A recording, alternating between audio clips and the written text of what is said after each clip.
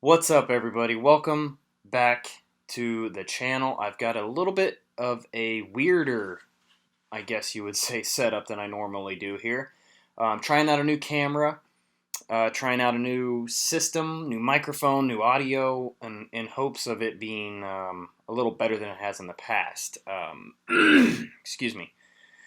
So, what I wanted to do is just kind of touch base and talk to you guys a little bit today about the future of Eric McCabe and Dynamic Discs and everything else going on in my world right now and everything that kind of happened in the 2020 season.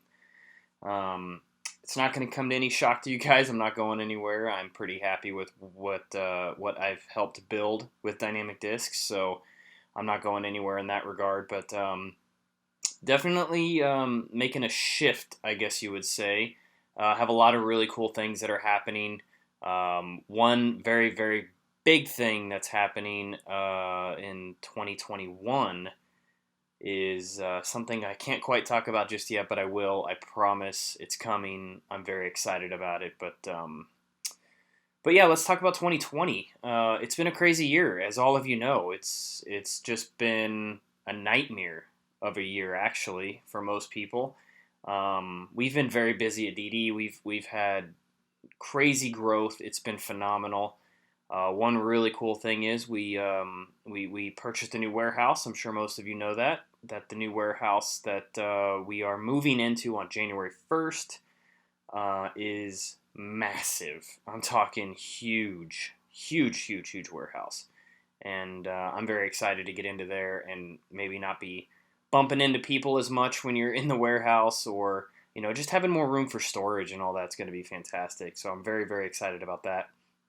Um, 2020's been honestly a pretty good year for me, even as crazy as it's been. I was able to get out and do quite a few course designs and knock out a few states off my list, including one this past week down in Missouri. Um, Nevada, Missouri, actually. They had called me and had talked about redesigning the 9-hole course that they had there and turning it into 18. And I did that. That one was a fun little project that I worked on. Let's see what else. Michigan, Alma, Michigan. Craig Compton and the crew up there had me come out. Went up there, designed the course. It's on an old runway. I'm sure you guys have heard me talk about it. If you follow me, you've definitely heard me talk about it. But pretty excited about that project to be finalized. We kind of hit a speed bump with winter being in Michigan. It's definitely winter time there now, so we had to put a little halt on progress. But look for a spring opener for that course, which I'm very excited to get back up there. Let's see, where else have I been? Oregon. I went to Oregon this year to design a course, which was so much fun. It's a state that I obviously wanted to knock off my list. As most of you know, I have a list going that I want to have a course, an EMAT course in every single state. It's going to be tough. I know it's going to be very, very long, consuming lots of time going to take here, but I've got quite a few done. I think I'm around 22 or 23 or something like that states right now. But anyway, back to Oregon. Boardman, Oregon is where I was.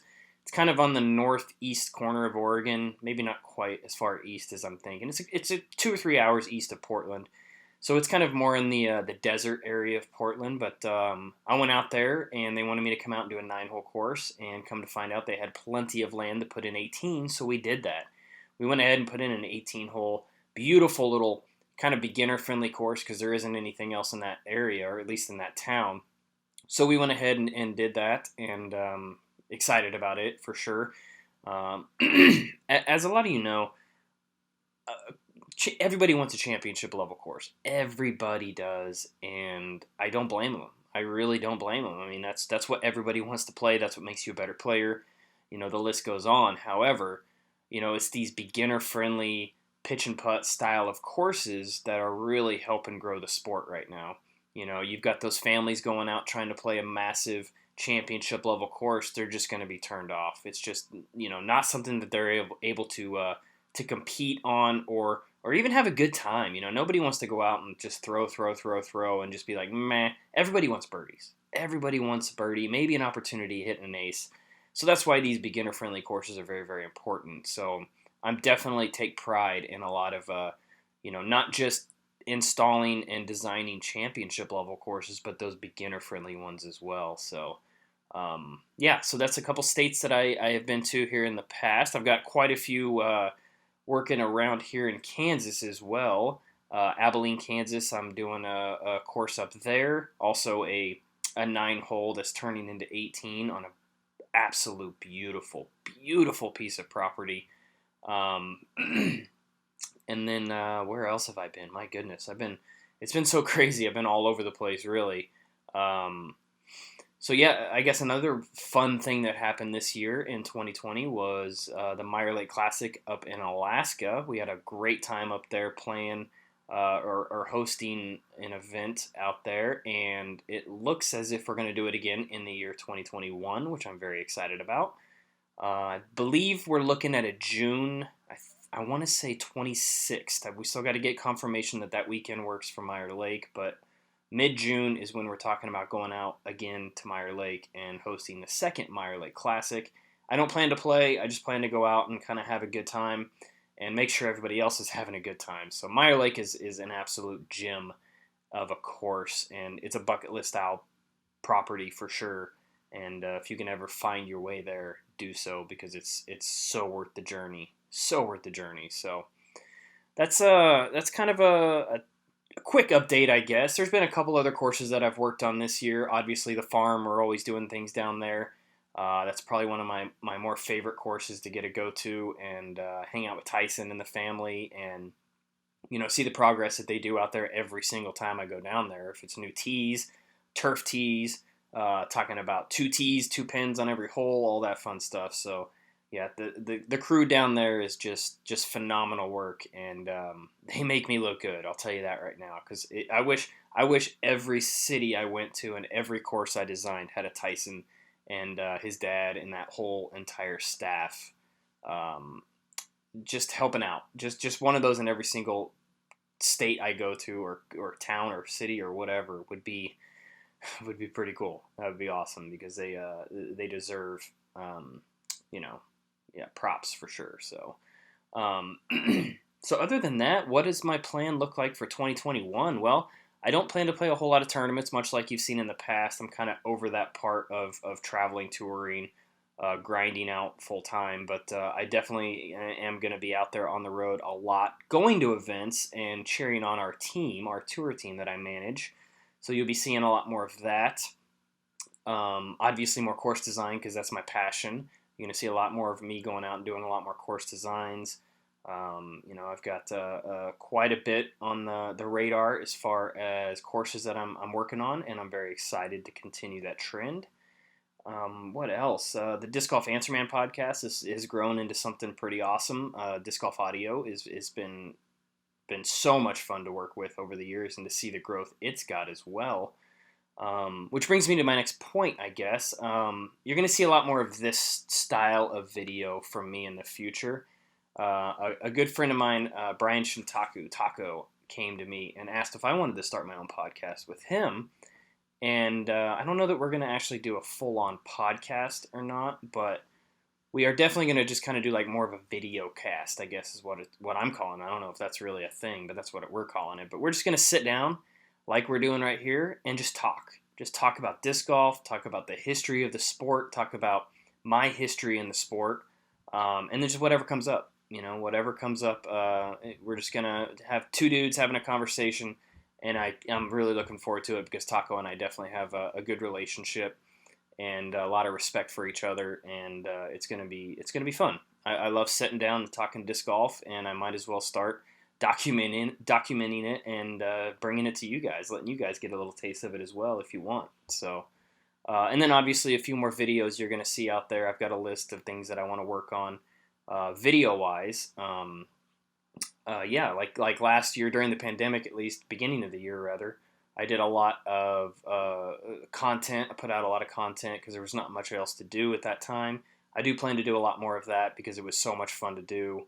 You're going to see a lot more of that. I did buy a new camera, and I'm excited to get it out and use it. I bought the Sony Alpha A 6600. So um, it's going to be a learning curve for sure because I'm not that tech savvy on it yet. But I definitely want to get out there and work on it, figure out the settings, what works best for me, and all that good stuff. Because before this, all I'd ever used really is my phone. So getting out there and having a new a camera instead of having to rely on my iPhone is going to be awesome. I'm just want to try to step the professionalism of my content up a little bit, I guess, which is why I've kind of looked at investing into some of this type of stuff. So I'm pretty excited to see where that goes with Taco and the future of my YouTube page, my content, my social media content, and all that fun stuff. So what else? What else has happened this year? We got a new puppy. I'm sure you guys have seen that if you follow me, little Ren. I know that you guys have seen her. Yeah, it's just off the top of my head, I can't think of anything else really crazy that happened this year that we're going to be working on. Aside from a new boat, I bought a new boat. I had wanted a a fishing pontoon for quite some time now, and I found one. I've had been trying to sell my bass boat for quite some time. I love it. I still love it. I think it was a fantastic boat. It was a great first boat, but it was too small for what I wanted. A little bit rougher on the waters, being the deep V. So I decided, hey, let's get a pontoon. I'd been going down to El Dorado and fishing with my best friend Gabe and his I guess his uncle-in-law.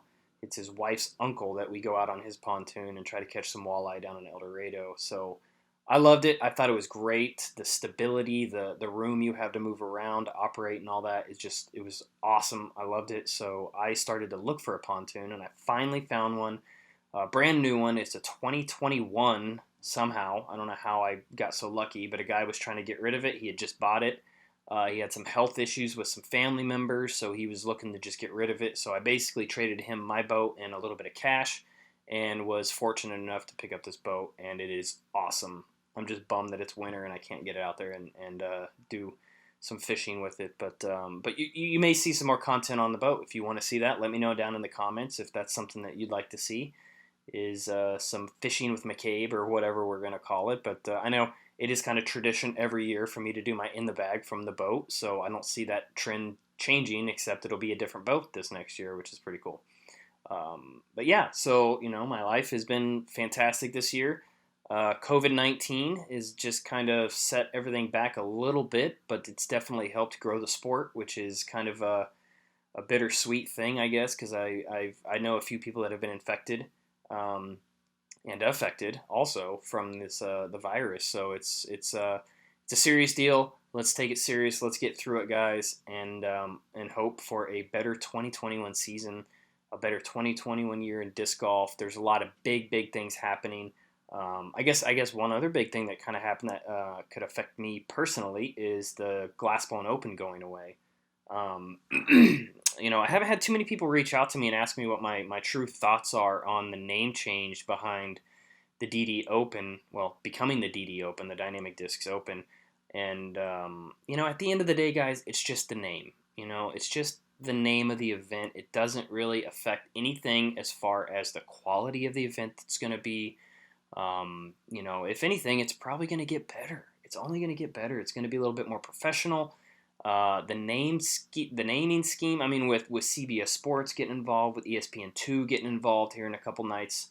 With the Disc Golf Pro Tour finale championship. Yeah, it's just the sport's growing. It's so awesome to see these pros are getting paid, and I'm all for it. I think changing the name is perfectly makes sense because Glassbone Open doesn't make a whole lot of sense. I've actually had people outside of my disc golf bubble reach out and be like, what does Glassbone Open mean? Where does that name come from and all that? So naming it the Dynamic Discs Open, I think, makes a lot of sense, and it's just a name, guys. That's all it is. It's going to be great. It's going to be a quality event, and if you're choosing not to come to an event because we changed the name to the Dynamic Discs Open, okay, sorry. Good on you for whatever that reason was, but yeah, I don't think it's necessary. I think it's going to be just great. It's going to be a fantastic event. So. Back to getting, players getting paid. It's been great for me. As you guys know, I'm also the team manager, and director, whatever you want to call me, for Team Dynamic Discs. And our tour team has been so much fun to work with. I love each and every one of those guys and gals on our team. And yeah, we've definitely looking to add a couple players in this off season. We'll see how the negotiations all go down.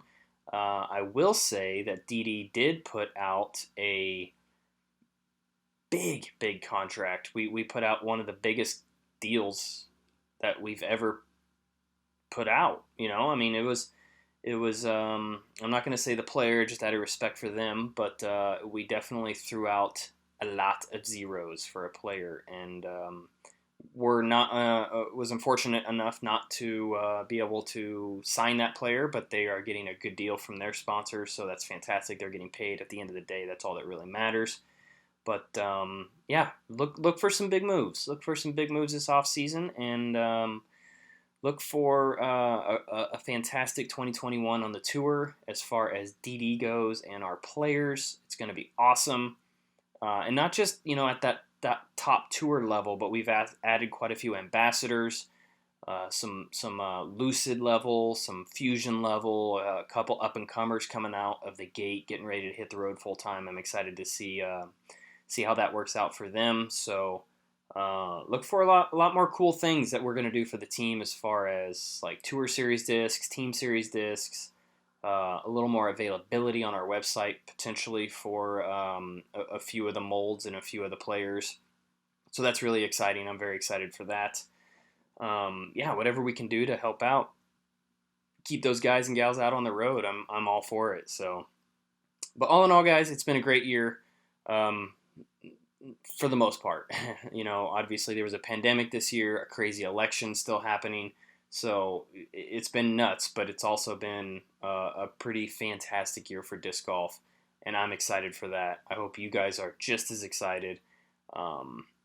Yeah, let me know down in the comments if you like this kind of content, if you want to see some more of it. You're going to see more of it, so between myself and Taco, I think we're going to have a great show. We're not going to head out of town this year for Thanksgiving just because of the virus, and actually my brother is a general manager at a couple golf courses, the Tribute and Old American, down in the Colony, Texas, and they are hosting an LPGA major event the week following Thanksgiving. So the whole family gets involved when they do this event. So volunteers, my parents both volunteer. And my brother obviously is crazy this whole time, so we just figured, why bother going down and risking bringing a virus, or not being able to see anybody. So Denise and I decided we're just going to kind of stay home this year for the first year ever. This is crazy. It's the first year I've never been with family, like quote family, either mine or Denise's, for the holiday. But we are going to have the Shintakus over and have a Friendsgiving. So we're going to have another kind of family, another type of family, I guess you would say, over for Thanksgiving this year. And back to my point, Taco and I plan to do our first kind of episode, I guess you could say, on Thanksgiving. So look for that to come out relatively soon after Thanksgiving. And yeah, I'm excited, guys. Kind of a rainy, cold day here in Emporia today, but it's supposed to be a little bit nicer tomorrow, and we're supposed to have a couple nice days next week that I'm going to get out and play some golf. Talking about playing around with Jonathan Nicholson, who's coming up for Thanksgiving, and he wanted to come up to town and potentially play some Jones Gold, so maybe we'll go out and film that. We'll see. I don't know. We'll see what the weather holds. So, but thanks, guys, so much for watching and tuning in and listening to me blab on about whatever. It's been great. Thank you guys so much. Make sure you like, subscribe, and I look forward to 2021, and I look forward to talking to you more through these channels. So thanks, guys. We'll see you next time.